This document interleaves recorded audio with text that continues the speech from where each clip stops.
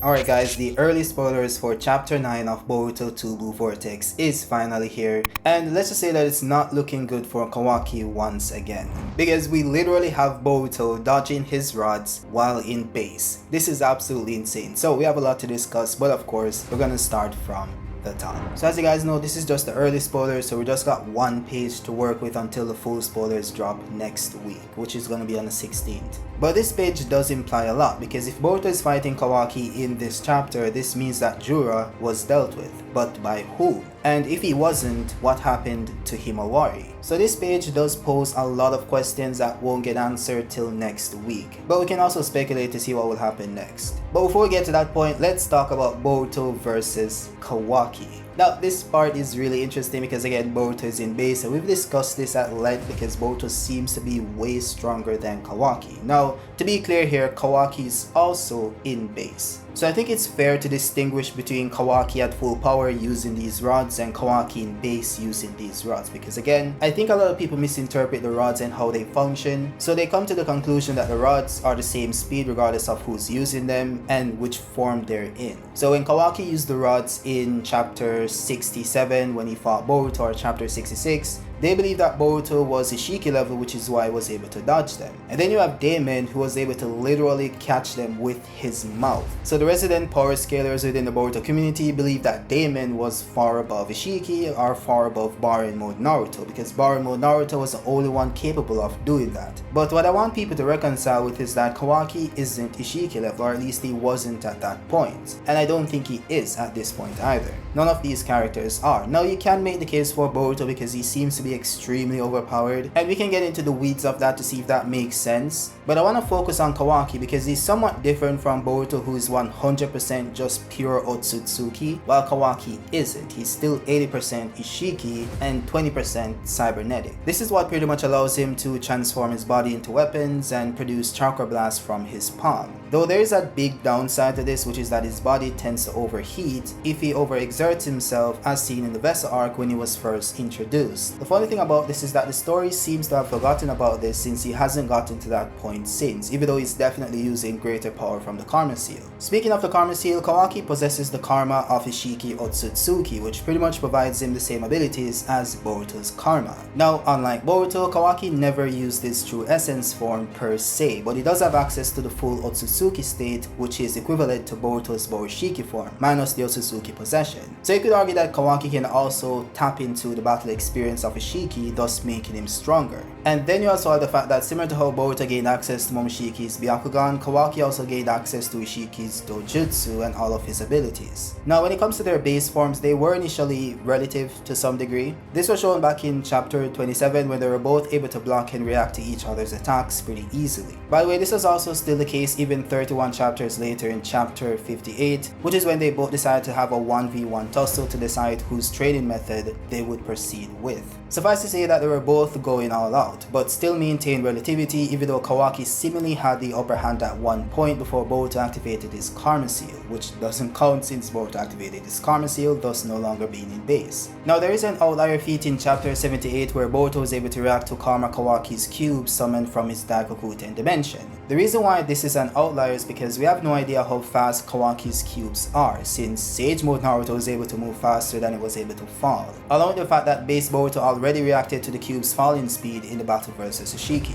which either means that the cubes aren't that fast, or you're able to change the speed in which they fall. That would explain why they seem to be fast to pre-nerf Naruto and Sasuke, but base Boruto was later able to react to it twice. Then you also have the fact that base Boruto was also able to briefly react to a supposed bloodlusted Kawaki in chapter 78 as well. So either Kawaki wasn't truly going all out, or base Boruto is just that strong at that point, possibly due to him being 100% pure Otsutsuki. Now narratively speaking, it makes way more sense that Kawaki just isn't going all out, since if he was, he would have gone into his most powerful state, which we're going to call his Kamashiki state going forward. This is also supported by the fact that Kawaki still had the upper hand even after Boruto activated his Karma Seal, which you could excuse by saying that Boruto wasn't going all out as well. With that said, Boruto possesses the Karma Seal of Momoshiki Otsutsuki, while Kawaki possesses the Karma Seal of Ishiki Otsutsuki. What this means is that since they're drawing power from two separate entities, they must also possess different levels of power. So to get to a proper understanding of the power boost provided by karma, we first need to understand the power level of the entity within that karma.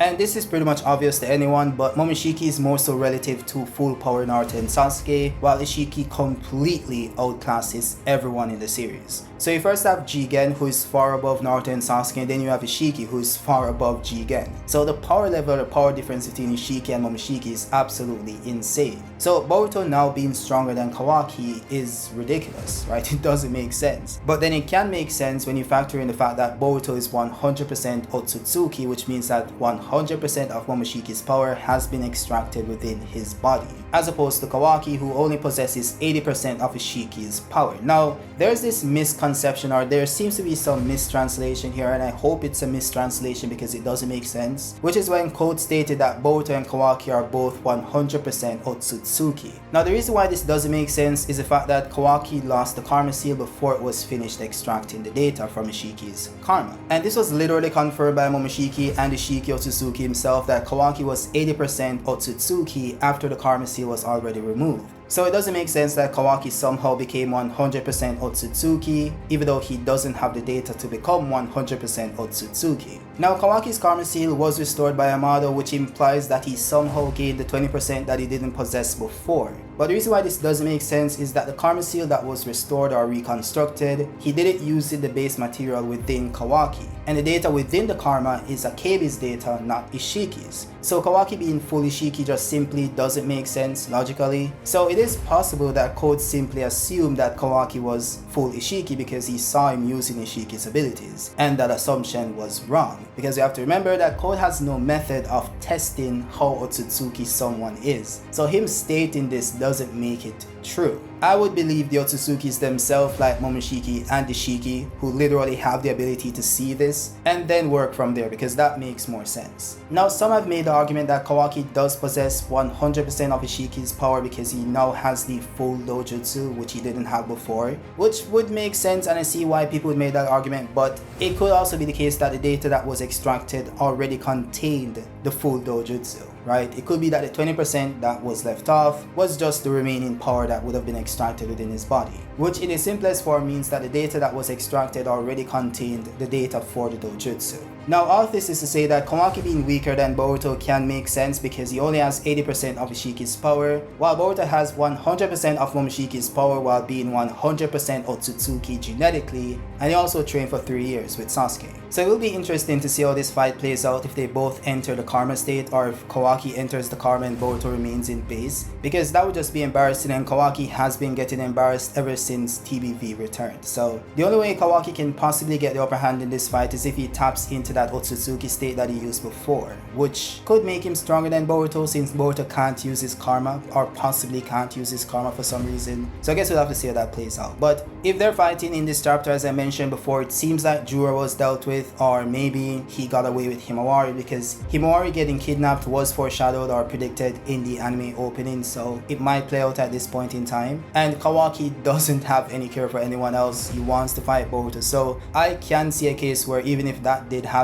he would ignore it and go after Boruto. So that's why Boruto has to fight Kawaki. Now, personally, I didn't expect to see Boruto in this chapter because he has been the main focus of every single chapter since TBV returned, or ever since it began. So I hope the chapter itself doesn't focus on Boruto and this is like the final panel. With that said, let me know your thoughts on what's going to happen. Do you think Boruto is going to actually fight Boruto in the upcoming chapter, or do you think this is just like the very last panel of the chapter and the fight actually happens in chapter 10? And also let me know your thoughts on Himawari possibly getting kidnapped and Inojin dying, because I think that's a great possibility as well. But yeah, with that said, let me know your thoughts down below. Drop a like if you liked it and subscribe if you're new, and I'll see you guys on the next one.